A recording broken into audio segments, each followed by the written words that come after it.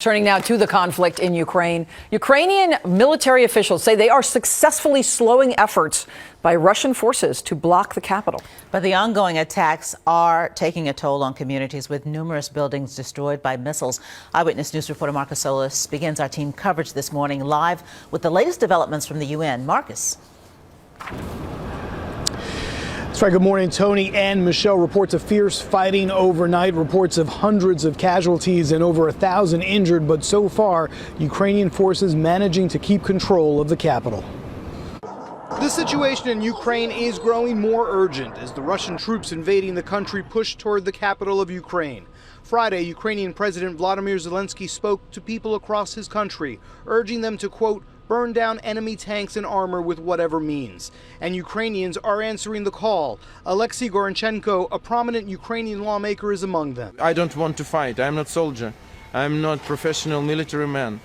But I am not ready to capitulate. That's the difference. Authorities have handed out 18,000 weapons and are teaching people how to make Molotov cocktails. Meantime, Ukraine's ambassador to the United States remains defiant. We remain committed to defend our home. We resist.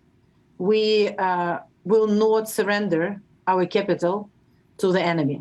And as the Russian invasion continues, a humanitarian disaster is unfolding. The UN says hundreds of thousands of Ukrainians are now on the move. This family making a 30-hour trek to the Polish border. I want to come back, but I don't know if we're going to come back. The effort to punish Russia continues. The U.S. and the EU are now sanctioning Russian President Vladimir Putin and his Foreign Minister Sergei Lavrov directly. And at the UN Security Council, a U.S. and Albania-led resolution to condemn Russia for invading Ukraine failed after Russia vetoed it. The United Arab Emirates, India, and China all abstained. History will judge us for our actions or lack thereof. But at a minimum, at the very minimum, the rest of us have an obligation to object. Now, the United States has authorized $350 million in additional military aid, and the U.S. has offered to evacuate Ukraine President Zelensky out of the country. He declined, saying the fight is here. We're live at the UN. Marcus Solis, Channel 7, Eyewitness News. Marcus, thank you. ABC's Aaron Katersky joins us live now from Lviv, Ukraine. Talking about the people there, a humanitarian crisis with Ukrainians just trying to get their families to safety. And Michelle and Tony, it's really heart-wrenching scenes at the borders. More than 50,000 Ukrainians have already crossed one of the international borders, and there are so many more waiting in what can be hours-long lines just to get through the checkpoints. And then once they're through, they're off to an uncertain future, and clearly uncertain what they're going to come back to if they do end up coming back. And it's an agonizing choice because families are being torn apart. Not everyone can leave. It's mainly women and children. Able-bodied men, 18 to 60, under martial law here in Ukraine have been told to stay, pick up arms, and fight.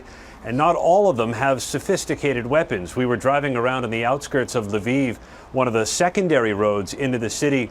In a suburban neighborhood, there were groups of men putting walls of tires up, sandbags, and filling bottles to make Molotov cocktails in anticipation of an additional Russian assault. That in your report, absolutely amazing to see you stand there with people, just do whatever they can to defend themselves and their homeland, whatever measures they can take. Thank you so much for joining us this morning. Be safe, Aaron Katersky, live in Lviv, Ukraine. Thank you so much, and do be safe.